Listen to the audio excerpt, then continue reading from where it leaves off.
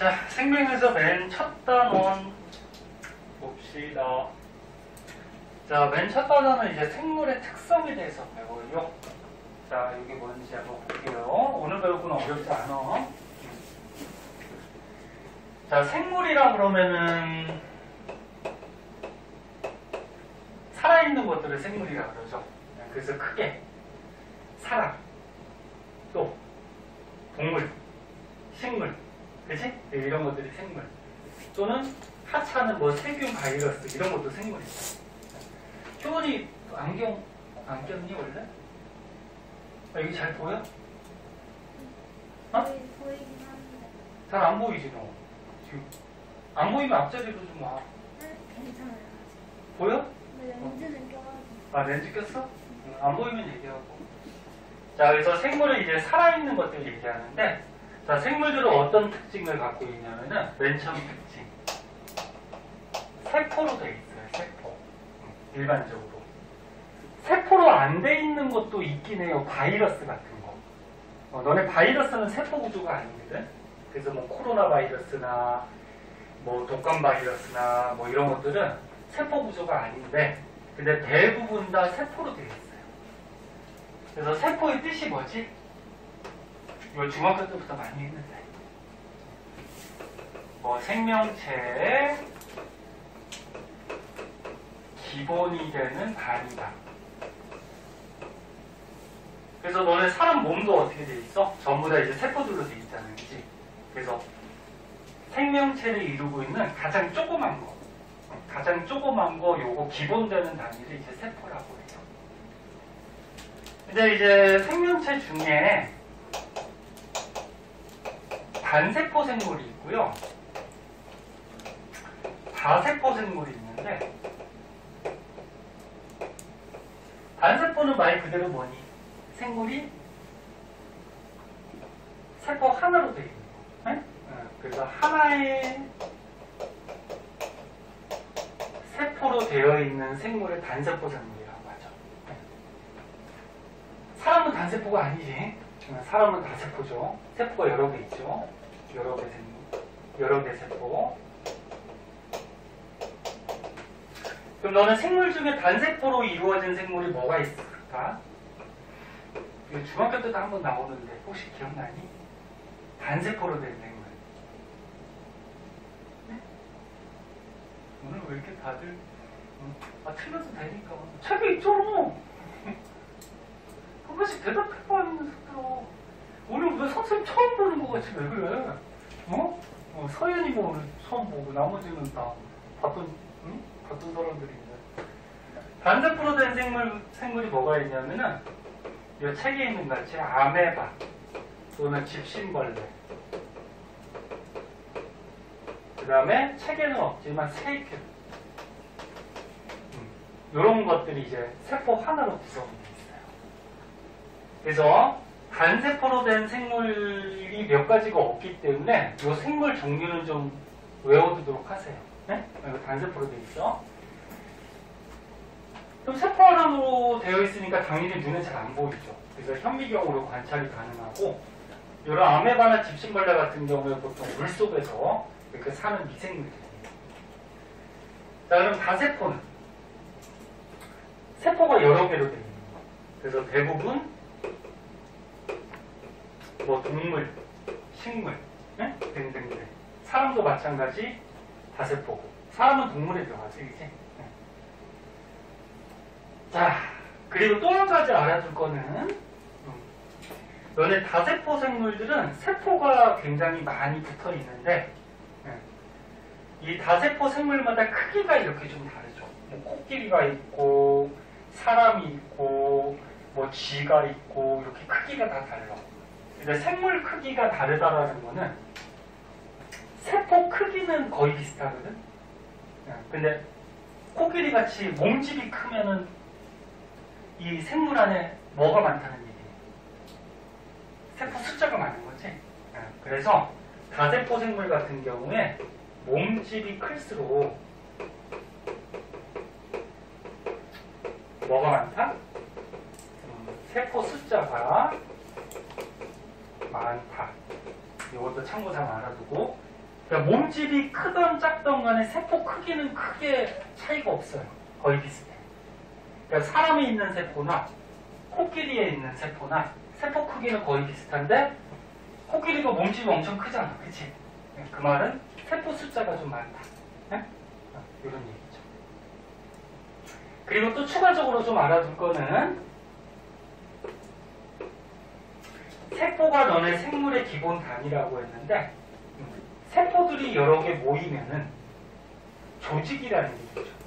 요거는 너네 통합과학이나 중학교 때 많이 배웠던 거야. 그 다음에 조직들이 모여 있으면 기관이라는 게 될 수가 있고 기관들이 모여 있으면 하나의 개체. 개체가 뭐냐면 생명체를 얘기하죠. 생명체.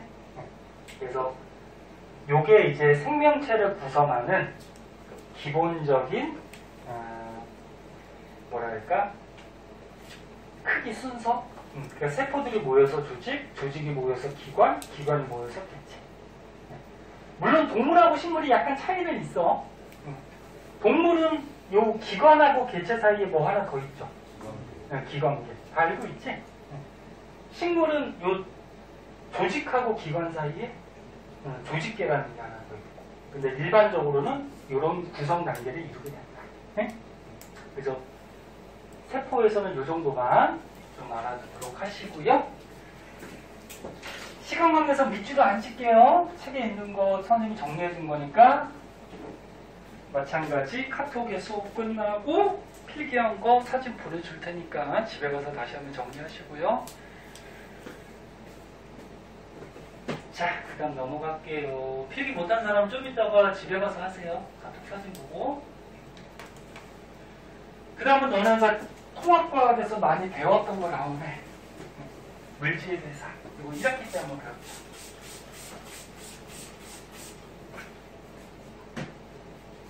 승훈이 왜 늦게 왔어? 응? 미리 좀 나와야지. 미리 나와서 좀 일찍 오고 해야지. 오늘 2020년의 마지막 날이라서 사람들이 외식도 많이 하고 응? 그래가지고 차도 좀 막힐 수 있고 그런 날들은 조금 일찍 다녀야죠.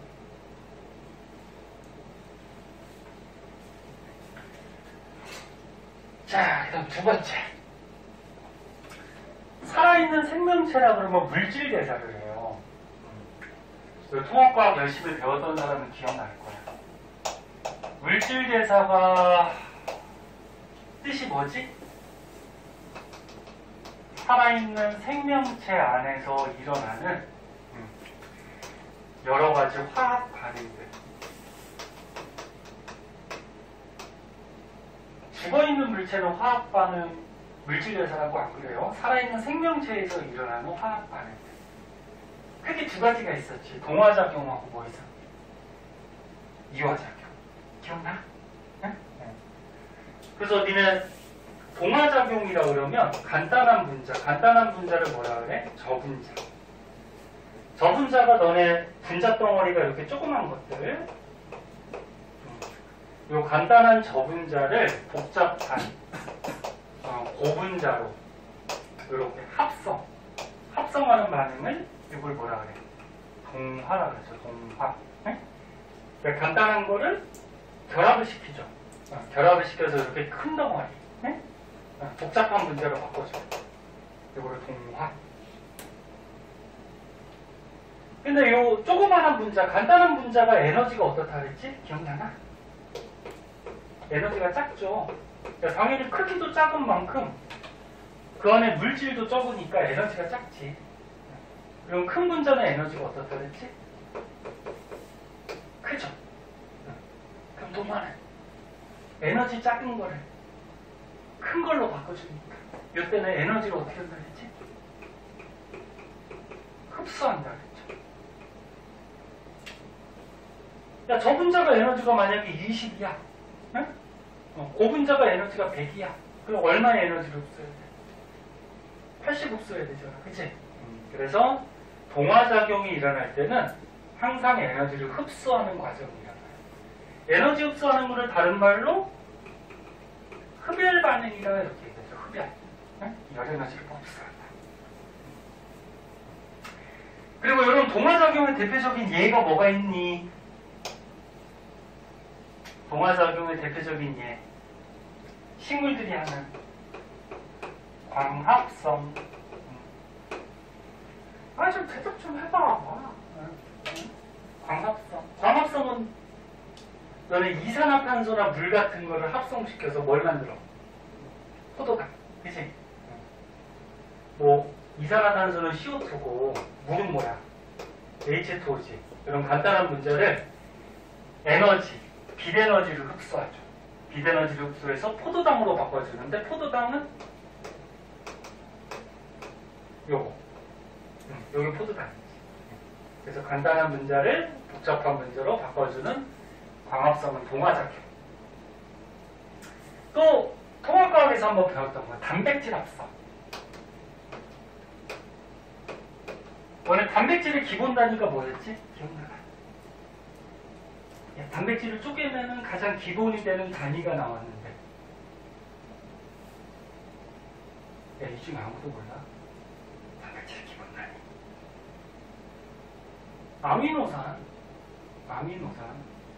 아미노산이 이렇게 알게인가 작아요. 그러니까 아미노산들을 결합을 시켜서 단백질을 합성을 하죠.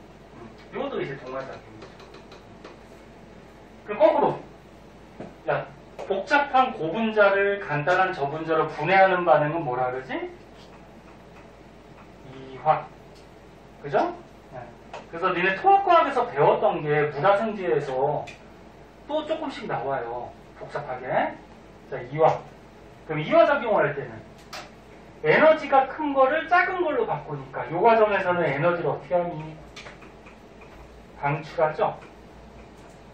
에너지 방출하는 거는 발열방입니다.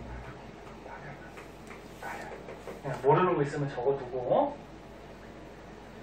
그래서 이런 동화, 이화, 이런 게 이제 생명체에서 일어나는 화학 반응들, 물질 대사라고 하고, 그 다음에 동화작용하고 이화작용할 때 도와주는 물질이 있다 그랬죠.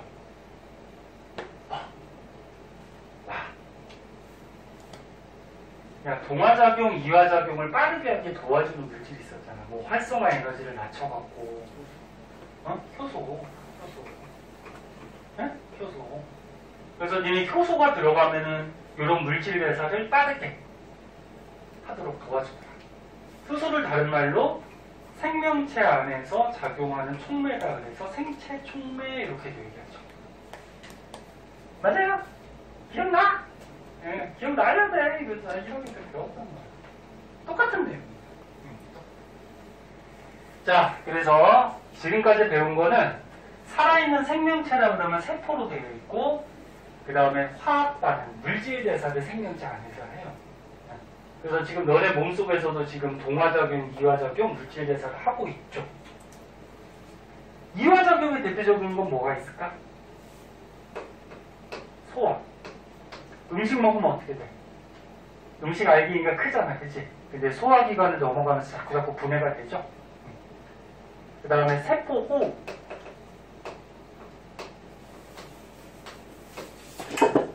승우야, 세포호흡이 뭐야? 이화작용인데 세포호흡이 어떻게 하는 거야? 모르겠어? 봐봐, 세포호흡이 이제 뒤에서도 나오는데 니네 우리 몸의 세포들이 호흡을 하잖아. 미리 알아두면 니네 호흡한다 그러면은 그냥 산소 들이마시고 이산화탄소 내뱉고 그렇게 얘기하면 그 초등학생이야. 세포호흡은 뭐냐면 너네가 음식을 먹으면 몸속에 영양소들이 있잖아요. 그럼 이 영양소를 어떻게 몸에서, 우리 몸의 세포에서 분해시키지? 분해시켜서 에너지를 만들어요. 그래서 영양소를 분해시켜서 에너지를 만들어서 이게 보통 열 에너지 형태로 나오거든. 그럼 이 세포들마다 어떻게 돼? 이 세포호흡을 해갖고 열 에너지가 방출이 되죠. 그거 우리 피부가 어때? 따뜻하게 지금 열이 방출되고 있잖아, 그치? 이게 세포호흡이야. 그런데 영양소 분해할 때 필요한 기체가 있죠. 누구? 영양소 분해할 때, 호흡할 때 필요한 기체, 산소, 그치? 얘가 있어야지 세포호흡을 해요. 그리고 세포호흡에서 나오는 노폐물이 뭐가 있니? 이산화탄소나 물 같은 거. 그치? 그래서 세포호흡의 원래 뜻은 영양소를 분해해서 세포에서 에너지가 발생될 때 요거를 세포호흡한다고 해요. 그럼 영양소가 분해되는 거니까 요거죠. 분해되는 거. 그치? 이화작용. 이렇게 들어가겠죠. 자, 그래서 물질대사도 기억 한번 떠올려 보도록 하시고요. 그 다음에 이제 오른쪽으로 가보자.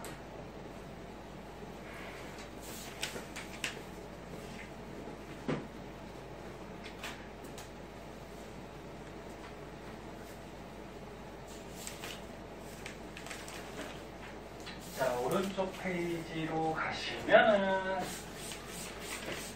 수업이 너네 각과목당 1시간 반이에요. 90분 수업인데 90분 하고 쉬는 시간이 있는데요. 만약에 중간에 수업이 좀 기니까 졸리거나 만약에 좀 많이 피곤하면 잠깐 얘기해서 한 5분 정도만 잠깐 쉬었다 하고.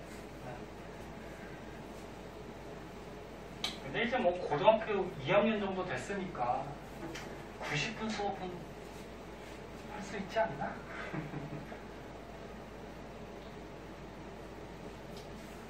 중간에 혹시 화장실이나 물 마실 사람들은 얘기하고 이렇게 선생님 지울 때 잠깐 갔다 오도록 하시고요.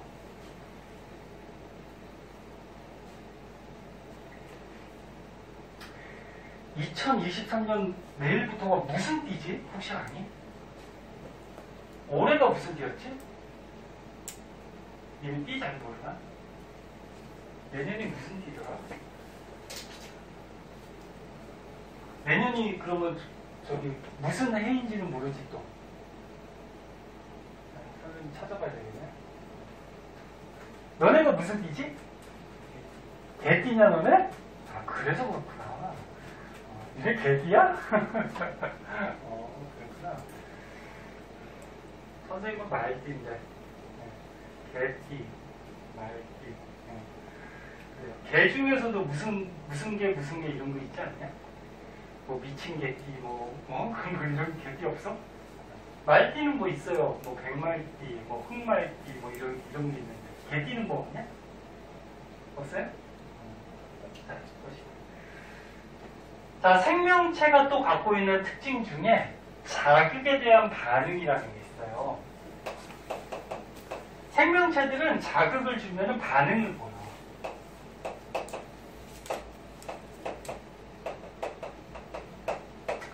너네가 지금 수업하고 있을 때 선생님 옆에 가서 옆구리 쿡 찌르면 어떻게 돼? 막 히히 웃는다든지 아니면은 선생님한테 친다든지 아무튼 무슨 반응을 보이죠. 그래서 생명체들은 어떤 자극을 주면은 반응을 다 보이게 돼 있어요. 그래서 선생님이 이렇게 질문을 하면은 소리 자극이 들어가잖아. 그럼 니네가 반응을 보여야 되는데 반응을 좀 해줘. 자, 그 중에서 뭐 대표적으로 뭐 여러 가지 자극에 대한 반응들의 예가 나오고 있어요. 이 예들을 한 번씩 봐주세요. 너네 식물을 창가에 두면 어떻게 되니? 식물이 햇빛 쪽으로 이렇게 휘어져 자라거든. 그런 거 들어본 적 있어? 그게 이제 식물에서 옥시토신이라는 무슨 호르몬이 나오거든. 걔 때문에 이렇게 되는데 나중에 한번 배우고요. 그래서 식물이 빛이라는 자극을 받아서 햇빛 쪽으로 휘어져 자라는 반응을 보이게 돼요. 그 다음에 미모사라는 식물이 있어요. 미모사라는 식물은 이렇게 손을 갖다 대면은 또는 외부에서 어떤 충격이 가해지면은 지 잎을 어떻게 하냐면 이렇게 오므라뜨려요. 그러니까 자기 몸을 보호하기 위해서. 그래서 물체가 나오면 잎이 접어진다. 이것도 마찬가지 자극을 줬더니 어떤 반응을 보이는 거지. 그리고 박쥐는 어두운 곳에 살죠. 그래서 빛 자극이 들어가면은 빛을 피해서 어두운 곳으로 피하는 어떤 반응을 보이고.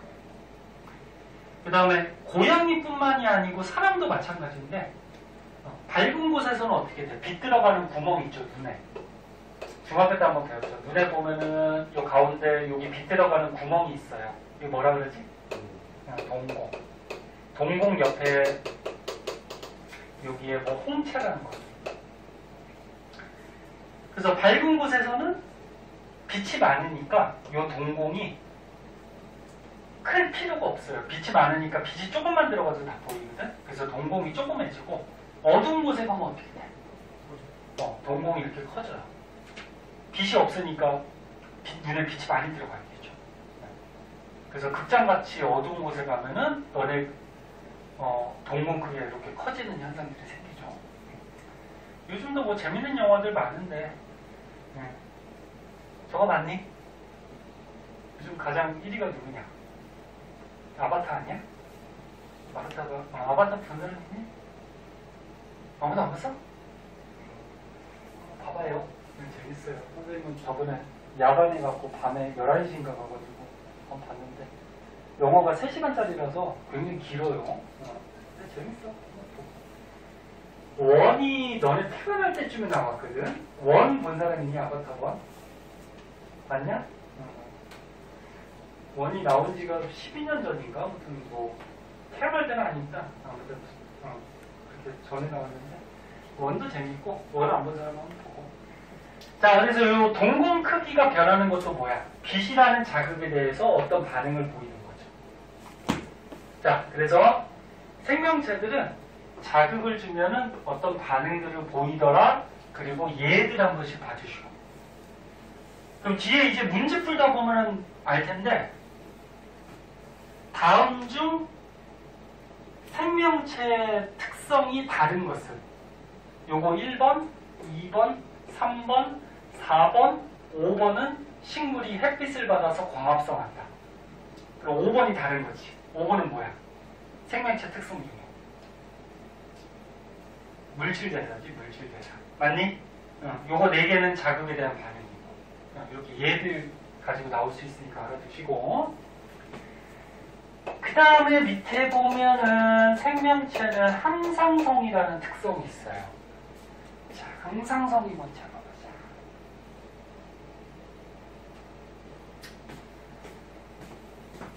자, 항상성은 뭐냐면은 우리 몸의 상태를 일정하게 유지하려는 성질을 항상성이라고 해요.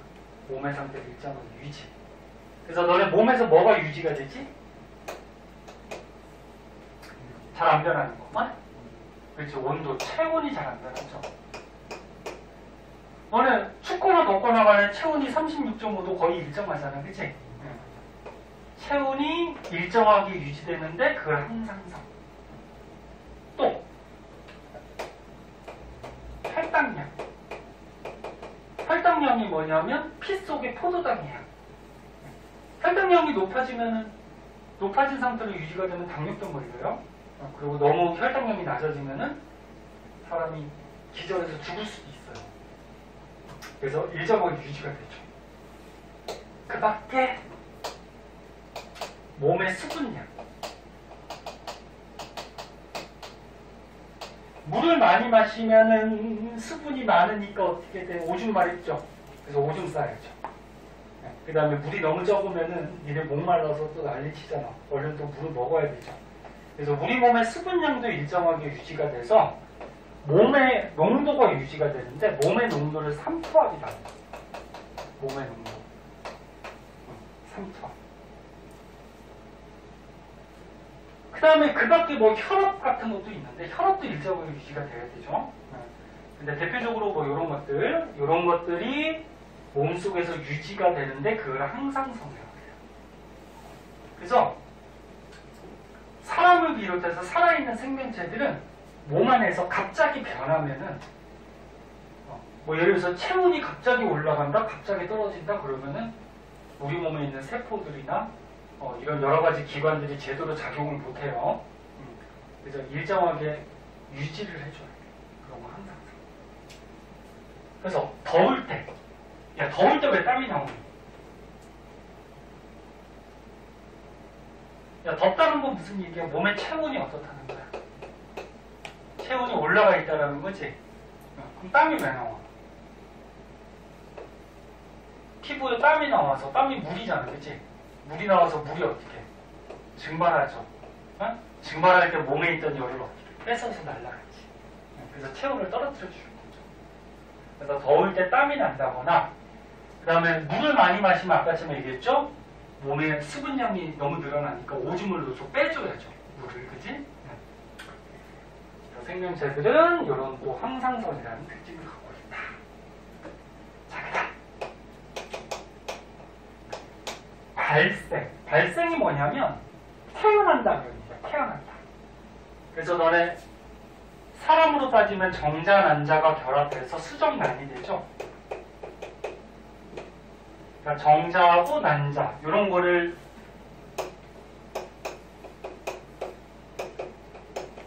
이런 것들을 자식 낳는 세포다 그래서 얘네들 뭐라 그래? 생식세포라 그래. 생식세포. 네? 생식이 요 밑에 나오겠지만 자식을 퍼뜨려가는 걸 생식한다 그래. 그래서 생식세포. 자식 낳을 수 있는 세포들. 그럼 생식세포가 결합하면 뭐가 돼? 수정난이 되죠.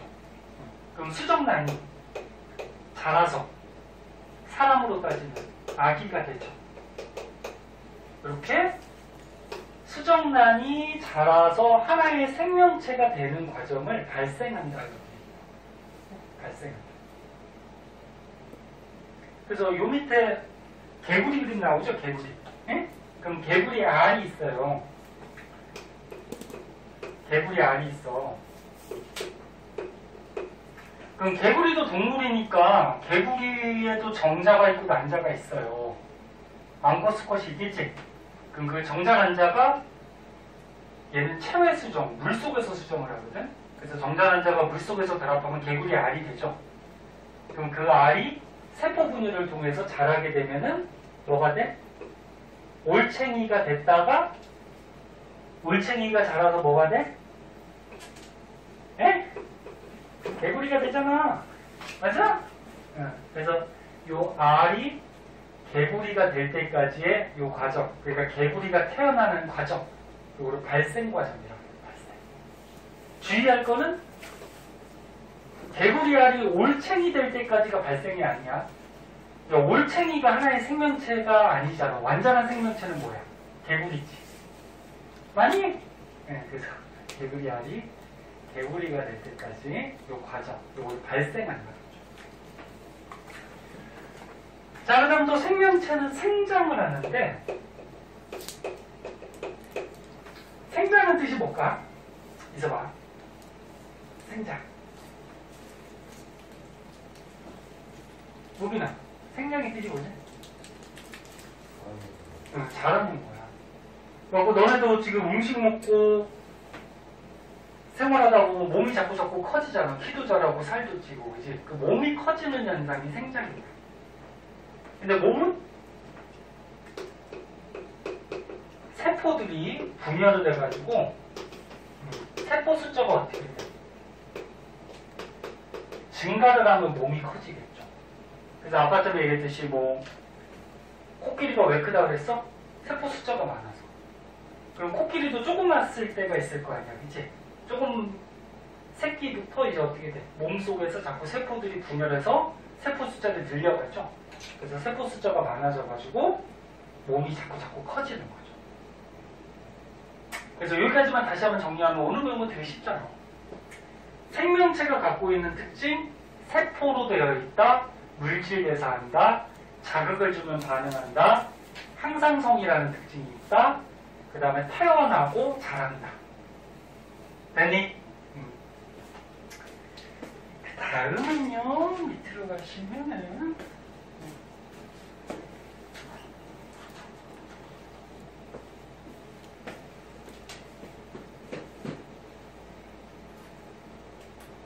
자, 이거 생명체 특성까지만 하고 잠깐 한 5분만 쉬었다 할게요. 나는 지금 지울 수 있으니까.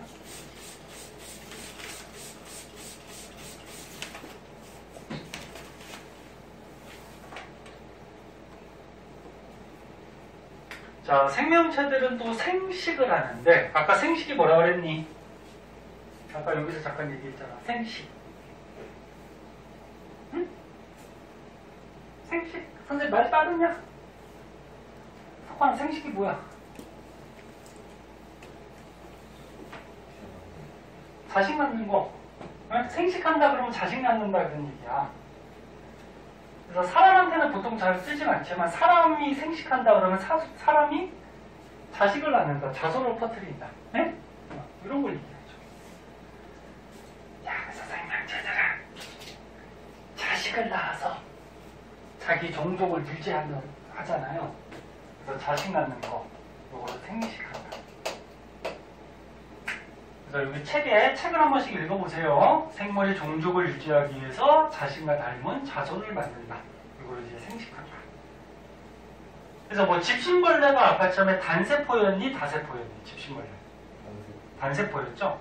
그래서 여기 집신벌레인데, 집신벌레는 세포 하나로 되어 있기 때문에, 얘가 봐봐. 세포 하나로 되어 있어서 세포 분열을 해버리면 세포가 두 개가 되거든? 그럼 생명체가 두 개가 되는 거야. 그래서 참고 삼아 알아두면은 단세포 생물들은 세포가 분열을 하면은 쪼개지면은 바로 자식이 돼요. 그래서 한 마리의 집신벌레가 세포 분열하면 집신벌레가 두 마리가 되겠지, 그치? 그러면 사람 같은 다세포 생물들은 어떻게 자식 낳니? 다세포 생물들. 야, 사람 어떻게 자식 낳아? 그래, 번식인데 어떻게 낳냐고. 남자가 뭐 만들어? 네? 정자. 여자는 뭐 만들어? 난자. 네? 이런 걸 합해서 뭐라 그랬지? 자식 낳는 세포라 그래서 뭐라 그랬어? 그래, 생식세포. 그래서 다세포 생물들은 생식세포들을 몸에서 만들어가지고 생식세포들이 결합을 해서 그러니까 수정한다 그러죠? 수정을 해서 자식이 되죠. 참고삼아 이제 생명에서 뒤에서 배우는데 이 생식세포 만드는 분야를 감수분열이라고 해요. 중학교 때도 잠깐 나와요. 감수분열. 감수분열에서 정자, 난자, 생식세포를 만들어서 얘네들을 결합시켜서 자식을 낳죠. 이런 차이점이 조금 있고. 그 다음에 유전. 자, 유전은 자기하고 닮은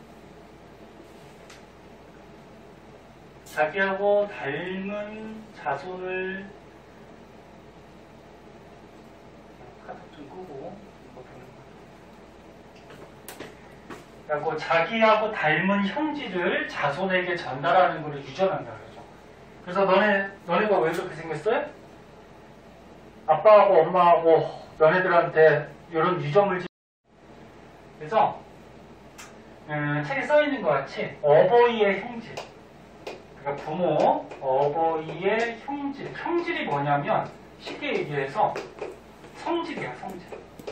그러니까 어버이가 갖고 있는 성질을 자손에게 이렇게 전달하는 이런 현상을 유전한다 그러죠.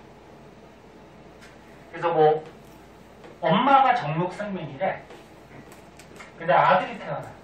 근데 아들이 또 정록생명이래. 그럼 이 아들의 생명 유전자는 엄마한테 받은 거죠. 이렇게 형질을 전달해서 유전한다 그러죠.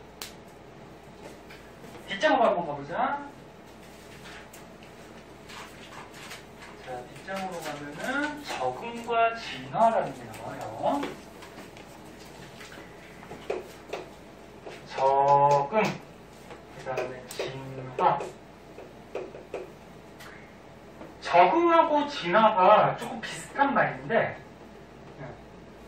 근데 적응한다라는 거는 환경에 적응한다는 거고, 그 다음에 진화한다라는 거는 환경에 맞춰서 생명체가 바뀌어가는 거야.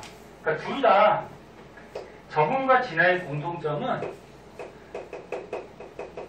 전부 다 환경에 맞춰가는 거야. 그 환경에 생명체가 맞추지 못하면 그 생명체가 어떻게 될까? 죽겠죠. 그래서 뭐 사람을 예를 들면 저거부터 할까? 그 토목과학에서 너네 많이 배웠던 거 북극여우, 사막여우 굉장히 중요하게 많이 했었죠. 기억나니? 야, 북극여우는 추운 곳에 살아요. 그럼 추운 환경에 사니까 그 생명체가 추운 곳에 적응을 하고 또 진화되어 갔겠죠. 그래서 북극여우는 말단 부위가 크니 작니? 말단 부위. 그러니까 귀나 뭐 이런 끝에 부분이 작죠. 추운 지방에 사는 거. 열 방출을 최소화하기 위해서. 그리고 거꾸로 사막여우는 어때? 말단 부위가 크죠. 귀 같은 게 열 방출을 많이 하기 위해서.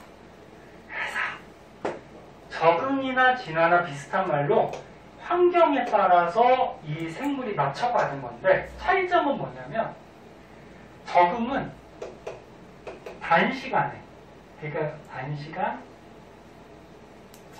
그 한 세대에서 환경에 맞춰가는 걸 적응한다고 그러고 진화는 장시간 여러 세대를 거치면서 이 환경에 따라서 변해가는 거야. 그게 무슨 말이냐면 너네가 예를 들어서 지금 겨울이야. 춥잖아. 응? 근데 너네가 여행을 갔어 지금. 뭐 베트남으로 여행 갔어. 그 베트남은 아직 따뜻하잖아. 그치? 그럼 우리는 베트남으로 여행 가면 어떻게 돼? 더우니까. 따뜻하고 더우니까. 옷도 얇은 걸로 준비하고 그리고 더운 날씨에 맞춰 가겠죠. 그래서 그 당시 생명체가 살아가는 동안에 그 환경에 맞춰가는 것을 적응한다고 그러고 그러면 진화는 뭐냐면 어떤 사람 종족이 더운 곳에 살고 있었어. 그러면 걔네들이 또 자식을 낳고 또 자식을 낳고 또 자식을 낳다 보면은 더운 곳에 그 사람이 잘 버틸 수 있도록 뭐 유전자나 몸의 형태가 조금 바뀔 수가 있겠죠. 그래서 여러 세대를 거쳐서 환경에 맞춰가는 걸 진화한다. 그래서 북극여우도 맨 처음에 어떻겠어?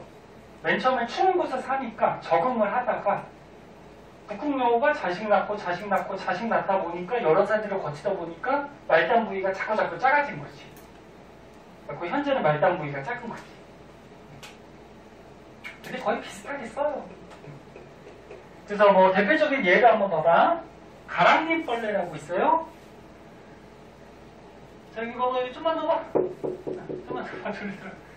가랑잎벌레라고 있는데 얘 지금 생김새를 보니까 거의 잎하고 모양이 비슷하지, 그치? 그럼 왜 생김새가 이렇게 바뀌어갔을까? 그 천적으로부터 안 먹히기 위해서, 그치? 잡아먹히지 않기 위해서 잎 모양으로 모양이 변해간 거고 이거는 뭐 유명하죠. 선인장. 선인장이 가시가 원래는 뭐였대?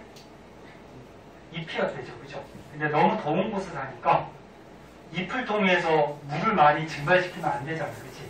그래서 잎이 자꾸 작아져서 가시로 변한 거죠. 그래서 적응하면서 진화되어 간 거죠. 그 다음에 핀치새. 이거 통합과학에서 한번 나왔었어. 핀치새가 부리 모양이 여러 가지가 있는데 부리 모양이 여러 가지가 생긴 이유는 자기가 좋아하는 먹이 또는 그 환경에 맞는 먹이를 잘 먹을 수 있도록 부리 모양이 바뀐 거지. 그치? 이런 것들을 적응 진화라고 그러죠. 자, 그래서 여기 첫 부분 배운 거는 되게 쉬워요. 첫 부분 지금까지 배운 거는 뭐에 대해서 배웠어?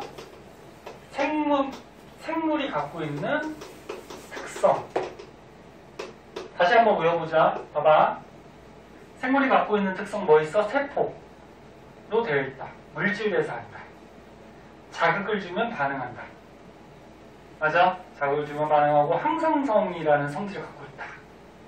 그 다음에 태어난다. 발생. 자란다. 생장. 그 다음에 자신의 물질을 자식한테 전달해주는 유전도 하고 그 다음에 자신한테는 생식도 하고 그 다음에 환경에 적응도 하고 진화도 하고 이런 것들이 이제 생명체가 갖고 있는 특성이고 시험 문제 잘 나오는 거는 1번, 2번, 3번, 4번, 5번 해놓고 더운 날에 땀을 흘린다. 그럼 5번이 다른 특성이죠. 더운 날에 땀이 나온다. 이건 뭐였어? 아까 체온 유지하는 항상성이라는 특성이었죠. 그리고 요거는 뭐야? 1번, 2번, 3번, 4번 요거는 뭐야? 적응과 진화에 해당하죠. 그래서 그렇게 구별할 줄 알아야 돼요. 네? 자, 우리 중간에 쉬는 시간이 있으니까 많이는 안 쉬고 물 마실 사람 좀 먹고 오고 화장실 갈 사람 갔다 오고 딱 5분만 쉬었다 할게요. 잠깐 머리만 좀 식히고 하자.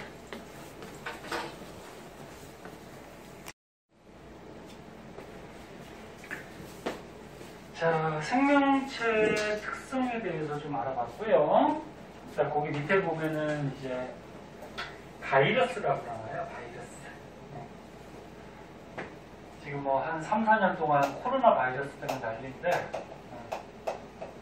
자, 바이러스가 어떤 특성을 갖고 있는지에 대해서 좀 알아보도록 할게요.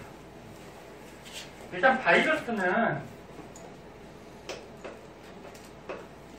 생물과 비생물의 뭐 중간적인 단계다 이렇게 얘기를 하거든.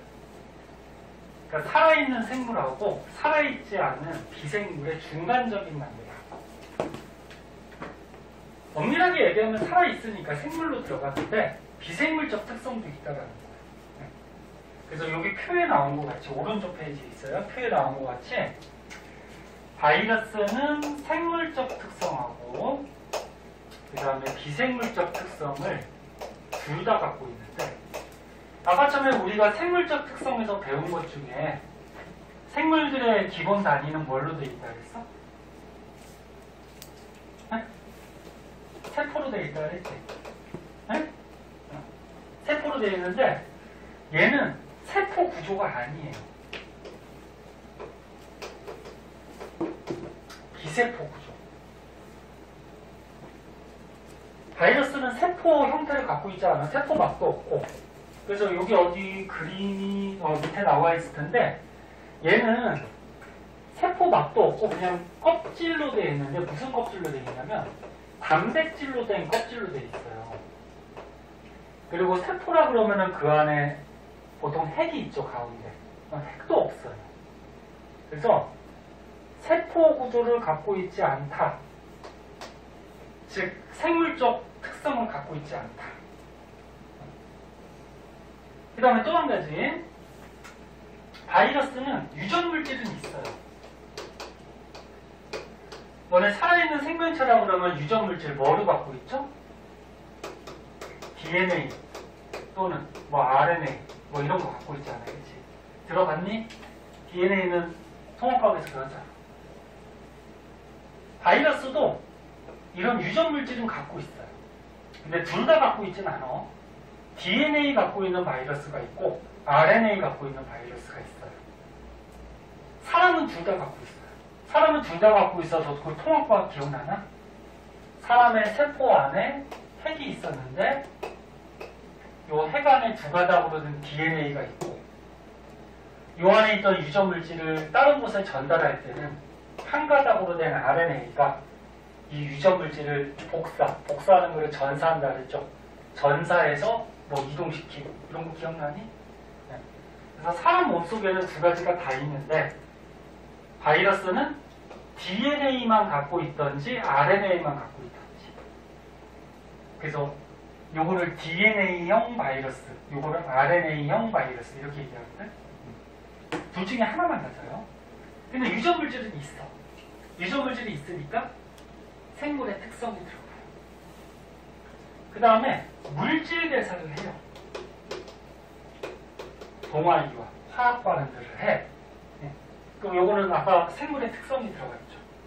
근데 숙주 안에서만 해요. 숙주가 뭐니?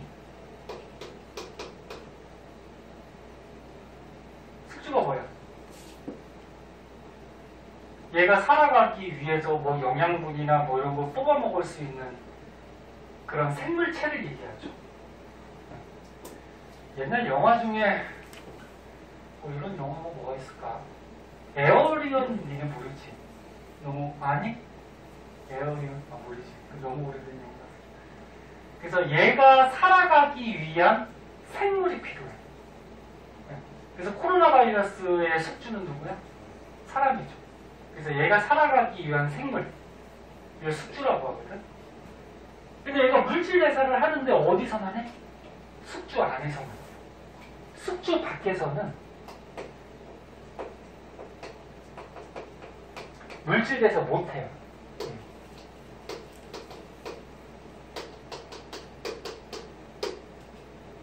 그러면 자기 스스로 물질대사를 하지 못해요. 스스로 물질대사를 하지 못한다는 얘기야. 그러니까 숙주가 있어야지 물질대사를 해.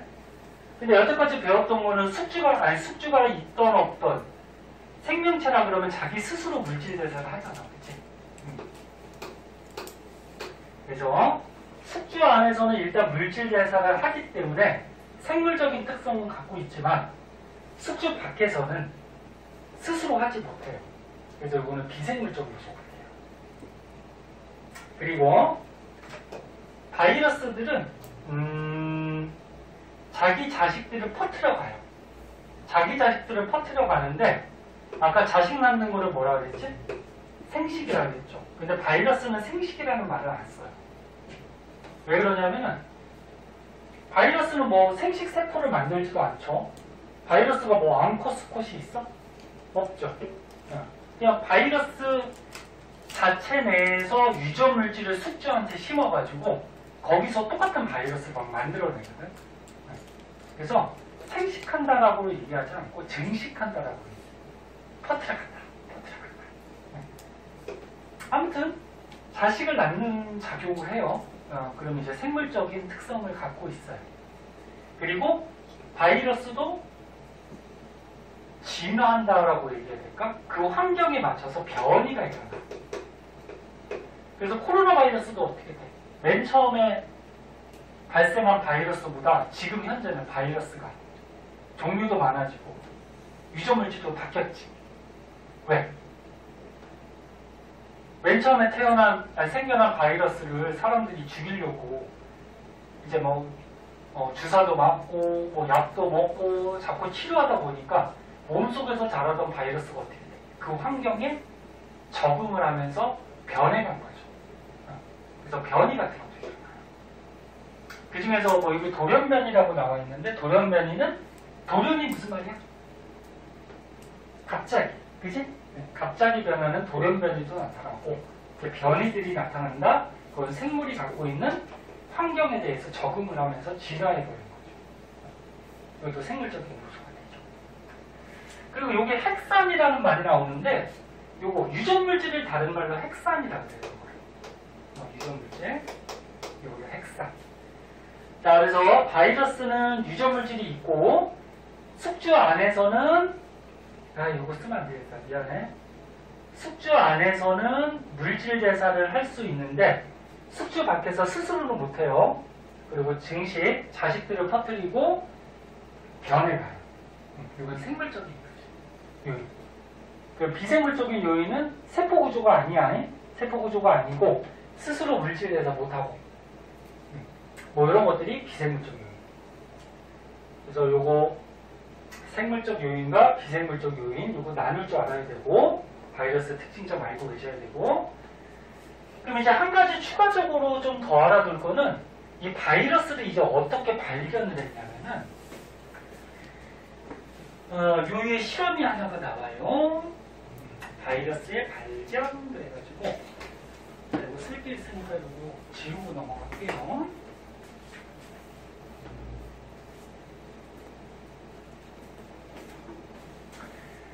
자, 옛날에 과학자들이 실험을 통해서 바이러스를 발견을 했는데 담배잎이 있어요. 담배잎. 그 담배 뭔지 알지? 너네 피는 담배. 너네가 피나 그러면 피는 사람 있겠지. 이렇게 어른들이 피는 담배 있잖아, 그지? 담배라는 식물이 있어요. 그 잎을 어떻게 하는 거야? 따가지고, 말려가지고, 종이에다가 이렇게 싸서 만들어 놓은 게 담배죠. 그래서 담뱃잎을 사람들이 불을 붙여서 피는 거지. 그래서 담배라는 식물이 있는데,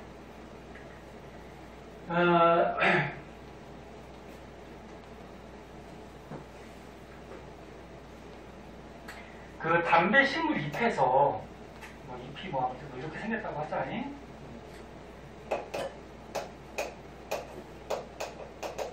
담배 식물 잎에 어느 날 어떤 병이 생겼더래. 담배 모자이크병이라는 게 있어요. 얘는 말 그대로 뭐냐면 담뱃잎에 이렇게 막 모자이크 모양으로 어떤 병이 생기면서 이 담뱃잎이 시들시들하면서 죽어가는 병이에요. 그럼 이 담배 모자이크병은 왜 생길까? 과학자들이 연구를 한 거죠. 근데 그 전까지는 세균은 사람들이 알고 있었어. 세균이 있다라는 거. 근데 바이러스가 있다라는 거는 몰랐어요. 왜? 바이러스가 더 조그만 거 아니야. 얘는 세포구조도 아니죠. 크기를 보면 세균이 더 커요. 세균은 아까 뭐라 그랬어? 단세포라 그랬지. 세포로 돼 있단 말이야. 얘는 세포로 돼 있고 바이러스는 세포보다 훨씬 작고, 응? 세포구조가 아니야. 그래서 그 전까지 세균이라는 존재는 사람들이 알고 있었거든. 그럼 이 세균에 의해서 담배 모자이크병이 생기는 건지 또는 다른 원인에 의해서 생기는 건지 실험을 해봤어. 그래서 담뱃잎을 빻아가지고 액체로 만든 다음에 세균 여과기라는 게 있어요. 세균 여과기. 얘를 세균 여과기에다가 담뱃잎을 빻은 액체를 덧대요. 그럼 세균 여과기는 뭐냐면 요 안에 보면은 요 세균 여과기 안에 보면은 굉장히 조그맣게 이렇게 구멍들이 있어요.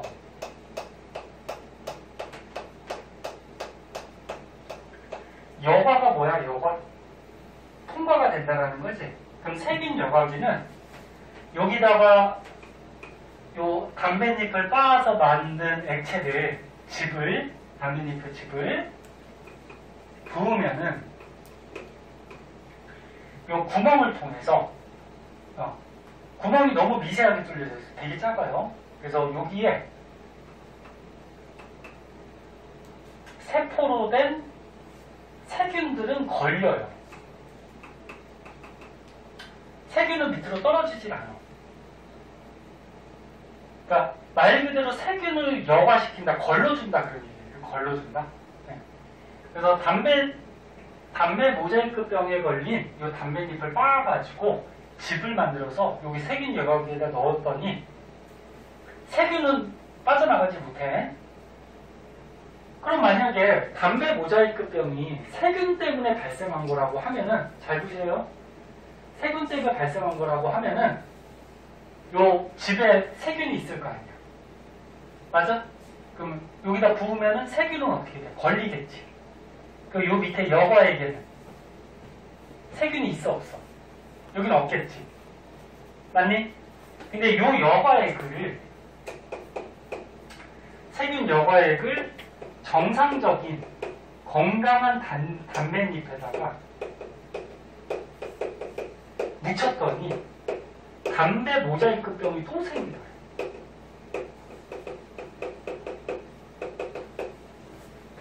그러면 세균 때문에 담배 모자이크병이 걸렸다고 하면은 세균은 걸렸잖아요. 여기, 그치? 내려오지 않았지. 근데 얘를 또 요 여과액을 정상 담뱃잎에다 묻혔는데 또 병에 걸렸다. 그럼 이 병은 세균에 의한 병이 아니죠. 무슨 말인지 이해됐니? 그래서 세균에 의한 게 아니구나. 그럼 다른 병원체가 있겠구나. 그러면서 이제 바이러스라는 존재를 말합니다. 네? 바이러스라. 그럼 바이러스는 이 조그만 구멍을 어떻게 한 거야? 통과한 거죠. 통과해서 이 여과액에 바이러스가 들어가는 거예요. 그럼 이 실험을 통해서 우리가 알 수 있는 거는 바이러스의 크기는 세균보다 크다, 작다? 세균보다 작다라는 거죠. 작으니까 여기를 통과해서 이 여과액에 들어있는 거지. 맞니? 그리고 또 한 가지, 요 바이러스에 의해서 무슨 병에 걸린 거야? 담뱃잎이 담배 모자이크병에 걸린 거지, 그지? 그래서 요 실험을 간단하게 선생님이 설명해 준 거고요. 여기에서 추가적으로 알아둘 거는 여기에 보면 이런 말이 써 있어요. 여과액, 요거 밑에 걸러진 요 여과액을 분석을 했더니 핵산하고 단백질로 구성된 어떤 생명체 같은 병원체가 나오더래요. 핵산하고 단백질로 구성된. 잠깐만.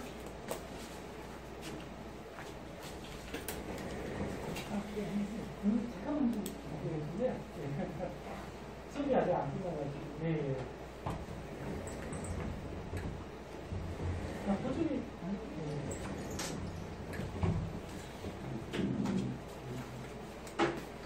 그래서 이 여과액을 분석을 했더니 핵산하고 단백질이 검출이 됐대. 아까 핵산이 뭐라 그랬니? 응? 유전물질, DNA나 RNA. 맞아? 응. 그럼 요 병원체는 유전물질이 있다는 것을 또 알아냈어요. 그리고 단백질로 구성이 돼 있다. 보통 생명체들 안에 보면 단백질이 있거든.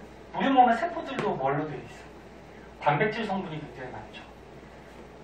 근데 이 바이러스는 아까쯤에 얘기했듯이 단백질 껍데기로 되어 있거든. 껍데기로 둘러싸여 있어요. 세포막은 없어. 그래서 여과액을 분석해서 이 바이러스는 뭘로 이루어져 있냐면 유전물질 핵산하고 단백질로 이루어져 있다는 것도 실험을 통해서 밝혀냈어요.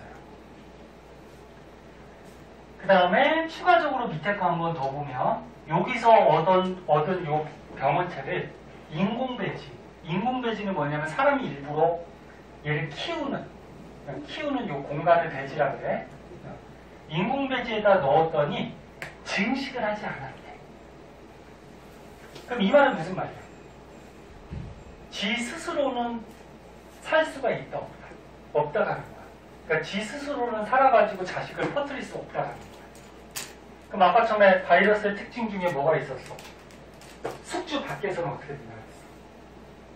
숙주 밖에서는 스스로 물질 대사를 할 수가 없죠. 그럼 물질 대사 못하니까 죽는다는 얘기죠. 그래서 니는 바이러스, 코로나 바이러스도 마찬가지로 사람 몸 안에 있을 때는 어떻게 돼? 물질 대사하면서 증식도 하고 뭐 변이도 일어나고 지가 살지만 사람 몸 밖에 나가서 이렇게 공기 중에 떠다니면 어떻게 돼? 조금 있으면 죽어요. 물질 대사 못하니까. 근데 왜 마스크 쓰고 다니라고 얘기를 하니? 네? 공기 중에는 죽는데 마스크 왜 쓰고 있어? 네? 이게 밀폐된 공간이나 이런 곳은 사람들이 숨을 많이 쉬다 보니까 바이러스가 많이 공기 중에 떠다니죠? 근데 얘가 시간이 좀 지나면은 물질에서 못하니까 죽지만 그 살아있는 동안은 있을 거 아니야, 그치? 네? 살아있는 동안에 다른 숙주한테, 사람한테 들어가면 어떻게 돼? 이제 걸릴 거야. 그치? 그러니까 밀폐된 공간이나 이런 곳은 마스크를 꼭 쓰고 있는 게 좋고요. 네. 자, 그래서 인공배지에 넣었더니 증식하지 않았다. 즉 스스로 물질 대사를 못해서 스스로 자손을 퍼뜨릴 수가 없다. 이런 것도 알아냈고, 그런데 건강한 담뱃잎에다가 넣었더니 어떻게 됐대? 증식을 했대. 네? 이 담배가 뭐지? 이 바이러스가 살 수 있는 숙주가 되는 거지. 담뱃잎에다가 넣으면은 숙주가 있으니까 물질에서 하면서 살아간다. 그런 얘기죠. 자, 그래서 바이러스라는 게 어떻게 밝혀졌고, 실험을 통해서 어떤 것들을 우리가 알아냈고, 그다음 바이러스는 생물적 특성, 비생물적 특성 나눌 줄 알아야 되고, 무슨 말인지 알겠니? 그거 알아둬야 되고, 마지막으로 맨 밑으로 가면은 대표적인 바이러스가 하나 나와요. 박테리오 파지라고 나오거든. 바이러스도 종류가 있어. 아까 핵산 유전물질에 따라서 DNA형 바이러스가 있다고 그랬고, 또 뭐 있다고 그랬어? 핵산의 종류에 따라서. 진짜 대답을 하기 싫은 거니, 진짜. 나한테 불만 있냐? DNA형 바이러스하고 또 뭐 핵산. RNA형 바이러스. 그래서 핵산의 종류에 따라서 그렇게 나누기도 하고, 그 다음 바이러스는 숙주가 있어야 된다 그랬잖아. 숙주가 누구냐에 따라서 또 바이러스를 나누기도 해요. 사람 같은 동물에 기생하면 동물성 바이러스라고 하고, 식물에 이거 담배 모자이크 바이러스 같이 식물에 기생하는 바이러스는 식물성 바이러스. 세균에 기생하는 바이러스가 있거든. 그 세균성 바이러스. 아까 바이러스보다 세균이 크다 그랬지. 근데 그 세균에 기생하는 또 바이러스가 있어요. 그러면 세균성 바이러스. 그 여기에 나오는 박테리오파지는 요거는 세균성 바이러스거든. 세균에 기생을 해요. 그래서 모양은 이렇게 생겼어. 한번 봐주세요. 바이러스는 너네 그 종류에 따라서 모양이나 이런 것들 다 달라. 코로나 바이러스는 뉴스에 많이 나오죠. 모양이 어떻게 생겼지? 뭐 이게 둥그렇게 생겼죠. 네? 둥그렇게 뭐 빨판 같은 거 막 붙어 있고, 그지? 근데 세균성 바이러스 박테리오파지는 이렇게 생겼어요. 머리 부분에 단백질 껍데기하고 안에 이제 DNA 핵산 같은 게 들어있고, 그 다음에 얘가 어디에 이제 달라붙을 수 있게 이렇게 꼬리 부분이 있고. 근데 얘가 어떻게 자기 자식을 증식하냐면은, 요 밑에 그림 한번 봐봐. 세균에 달라붙어. 그러니까 세균이 숙주야. 숙주에 달라붙어. 그리고 자기 머릿속에 있는 유전물질 DNA를 숙주 속에다가 넣어요. 네? 네. 넣어서 이 안에서 유전물질을 일종의 복제를 시키는 거야. 많이 늘려, 유전물질을. 많이 늘려서 자기 유전물질에 해당하는 몸의 구성성분을 세균 안에서 막 만들어. 만들어서 세균 안에서 바이러스를 조합을 시켜요. 응? 자기 모양대로. 조합을 시켜서 다 자라면 어떻게 돼? 숙주를 뚫고 나와요. 응? 그래서 이 세균을 죽겠죠. 뭐 이런 과정이야. 그래서 요 맨 밑에 있는 표는 그닥 중요한 건 아니고, 네? 그래서 오늘 배운 거 정리하면은, 자, 정리해주고 끝내줄게요. 자, 오늘 배운 거 정리하면은, 오늘은 생명체가 어떤 특성을 갖고 있는지하고, 바이러스의 특징에 대해서 좀 알아봤고, 오늘은 첫 시간에 맛보기식이라서 크게 어려운 게 없었더니, 요 뒷장에 보면은 화성 생명체 탐사 실험이 있거든? 요거는 다음 시간에 해줄 건데, 간단하게 얘기하면은, 화성 토양에 생명체가 있는지 없는지를 실험을 통해서 밝히는 거예요. 그럼 생명체가 갖고 있는 특성 중에 물질 대사 있었지, 그치? 물질 대사가 동화하고 뭐가 있었어? 이화. 그래서 생명체가 만약에 화성 토양에 있을 때 동화작용을 하는지 또는 이화작용을 하는지, 만약에 동화작용이나 이화작용을 했다 그러면 토양에 생명체가 있겠죠. 근데 결론은 동화작용, 이화작용 하는 게 없어요, 아무것도. 그래서 화성 토양에는 생명체가 관찰이 안 돼. 그래서 요거 방법 다음 시간에 한번 얘기를 하고요. 얘기를 하고 숙제를 좀 내줄게요. 일주일 후니까 생명은 배운 부분은 선생님 얘기 안 해도 숙제야. 숙제할 때 어떻게 하니? 채점하고 틀린 거나 모르는 거는 체크해서 가져오고. 알았지? 그래서 숙제가 어디까지 해야 되니? 그러면 19쪽까지. 19쪽까지 하는데 지금 요거 화성 토양은 아직 배우지 않았잖아요. 그치? 그거만 빼고. 무슨 말인지 알겠니? 이렇게 세워주고 하세요.